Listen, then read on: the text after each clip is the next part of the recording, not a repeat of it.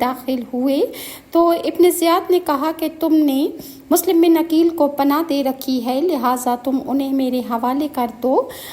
ہانی بن عروہ نے کہا کہ میں اپنے مہمان کو کسی صورت بھی تمہارے حوالے نہیں کر سکتا، کیونکہ میں انہیں پناہ دے چکا ہوں اور یہ مجھے پسند نہیں کہ میں اپنے مہمان کو تمہارے حوالے کروں۔ لہٰذا ابن زیاد نے ہانی بن عروہ کے منہ اور سر پر ڈنڈے مارنا شروع کر دیے، جس سے اس نے ان کی ناک پھاڑ دی اور ان کے